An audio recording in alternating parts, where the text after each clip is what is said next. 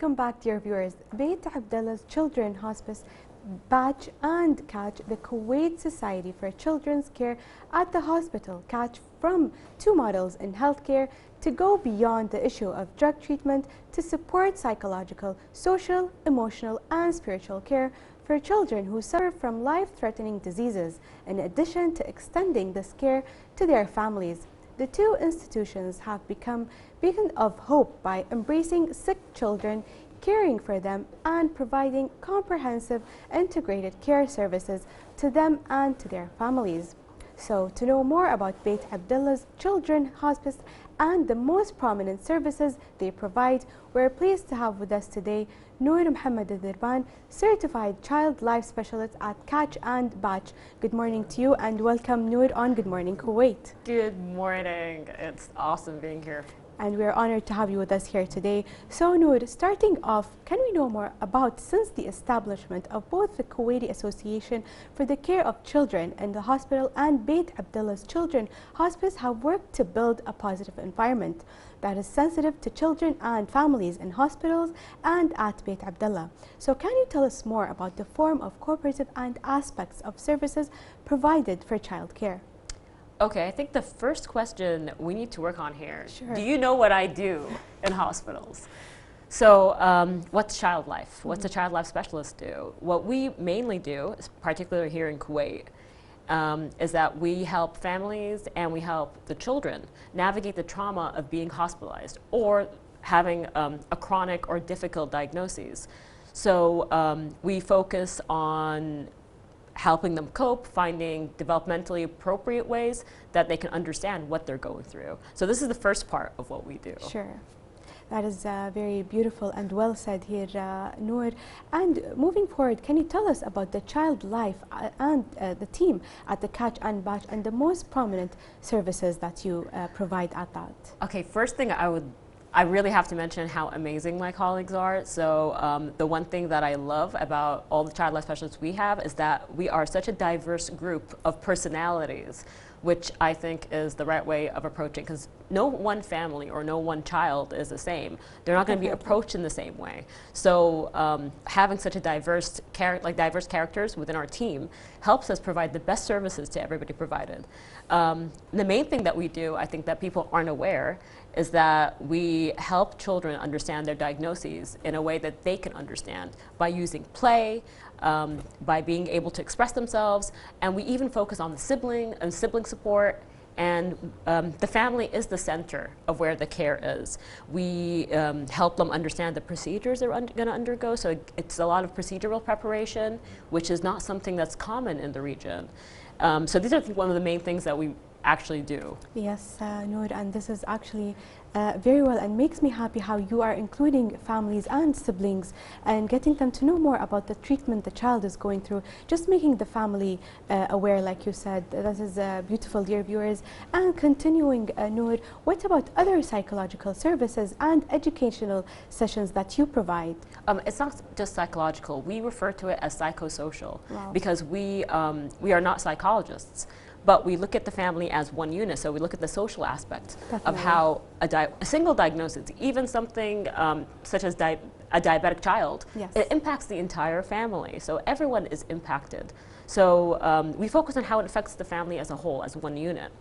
And one of the things we do, we also provide music therapy. This is something that we don't provide as child life specialists, but it's part of our psychosocial team at KACCH and BACCH, in addition to educational services, because a lot of children who are hospitalized a lot of time, they miss a lot of school. So we help them fill in these gaps. Yeah, and some of them can't even go to school.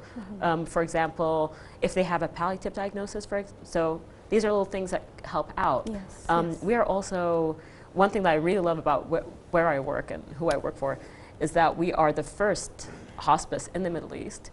In addition, we are the first organization that provides child life support in the Middle East. So this is something that's amazing, like amazing, amazing. being proud to work here. Of course, amazing, Noor, and dear viewers, you've heard it from Noor. The first hospice here in the Middle East, as you mentioned, this was BACCH Abdallah. With BACCH Abdallah, definitely this makes us very proud of having this here in Kuwait. And Noor, I loved how you mentioned earlier families and siblings are included in the treatment of the child, and you mentioned also providing education to them, since many children cannot go to schools. Can you just express or tell us more about how do you provide actually education to those children who cannot attend schools? So we have an educational team within our psychosocial group, and they are like, we all work all together. So it's not just we're very interdisciplinary. So there's different disciplines working together, and we have an educational section, and they provide. For example, if you have a child, and these are a lot of cases that we've actually worked with. We had one child that had a palliative diagnosis, and his dream was to go to school. He really was so jealous of his siblings, believe it or not, that they were going to school, and he had missed out on all these milestones. So being able to provide that service at BACCH Abdallah, and I think pretty soon we're going to provide it in the hospitals as well. Because that's something important for every child, that they see their peers are very important. So they're seeing their peers going to class, learning, doing this, doing that, and they're just in the hospital, and or going from appointment to appointment, and they're missing out on these things, or perhaps their immune system is too low, so they can't be in such a crowded environment. So being able to fill in these gaps, I think really helps a child reach a point where it can even help them on a medical level, where they're in a better mood, they're emotionally supported, instead of being depressed and down and missing out on these little things. Yes, yes, definitely. That's beautiful here, you know, trying and helping these children, not missing out on these milestones. This is something very beautiful, actually. And continuing, Noor, since the funding of BACCH and KACCH have worked to build a positive environment that is sensitive to children and families in hospitals and in BACCH Abdallah, what is the importance and the role you played on children's psychology and their interaction with you? Okay, so play is the basis of what we do. We are not just the play ladies, right? This is a reference that's made to almost every single child life specialist that works in any hospital. We are not the play ladies. There is a method to our madness. The way we structure play, so when you have an audience, the best way is to understand the language that this audience speaks, correct? In order to communicate with them. And with kids, the best language is play. So we figure out a way for them to express themselves, whether they have a difficult procedure coming up, they have difficult diagnoses, even in bereavement, believe it or not. These are things that we can use.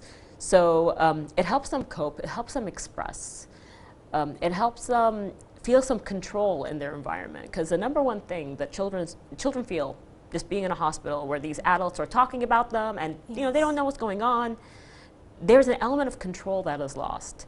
So with play, they get to feel that they're in control of what's going on. They speak in their own language, and obviously every single, it also helps their brain develop.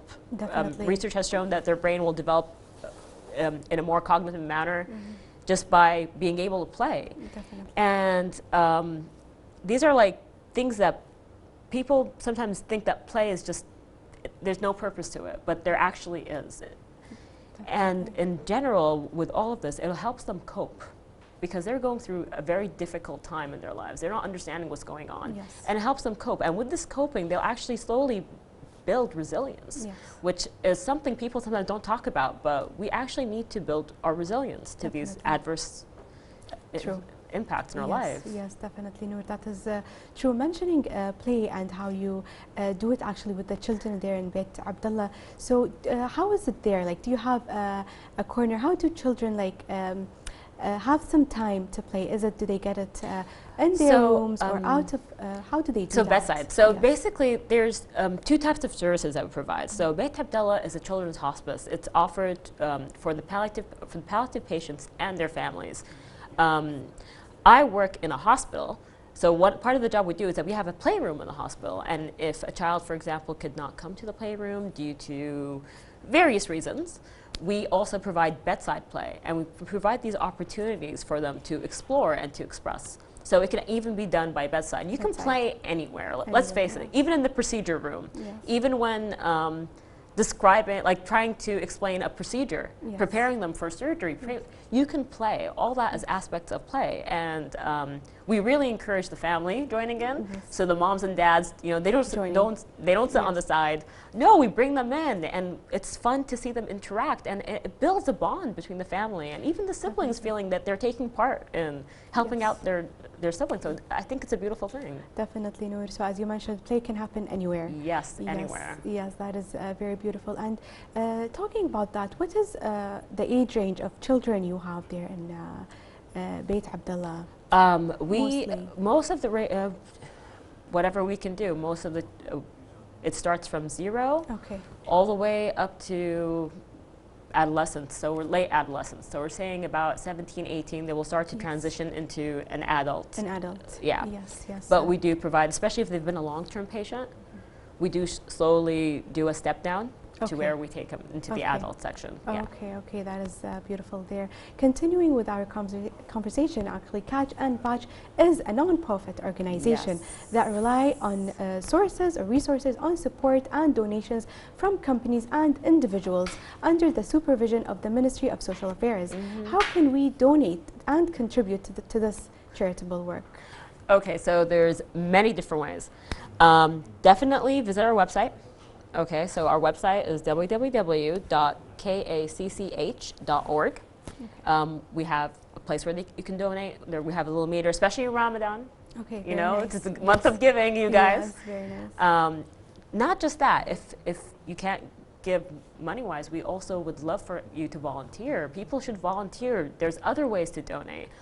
You can donate your time in volunteering. You can, if you have a particular skill and you can do workshops for the kids and you're willing to do, you can take part in that. I think the new thing we have going on are internships. So say any aspiring photographers or videographers, if they want to give it a try, I mean, they're more than welcome to join our internship program, and they can try out our skills with us. And any way that you can give, there's many ways. Just that you can play anywhere, there's many ways you can give. You can give, yes. Definitely, Noor. And is there any specific way that if anyone would like to volunteer or would like to give in any way, is there some way that we can reach out or communicate? Is there any thing that we have to do beforehand, actually, you know, like such as an interview or anything? Or for volunteering, yes, there is an interview process, and then there is a training process. So it's not just, can you express more on the training process? The training process, I'm not involved in the training process, that's from another department, but it's basically letting them know, you know, understanding boundaries, for example, because it can get very emotionally draining. You can't give from an empty cup. So even, so us as child life specialists, we've been trained that we know where our boundaries lie. We know, we definitely encourage self-care. So we've learned that over the years by working in this field. But so we take care of our people. So we have to ensure that you are, when you do volunteer, you are put in the right place where you can give the best skills you have. I think everyone has different talents that they can give back in one way or another. So definitely that's one of the things we do, and then, you know, we will make sure that you're placed in the right place. Yes, that so is true. That's, yeah. That is true, actually, Noor. Beautifully said. We would like to thank you for being here with us in Good Morning Kuwait.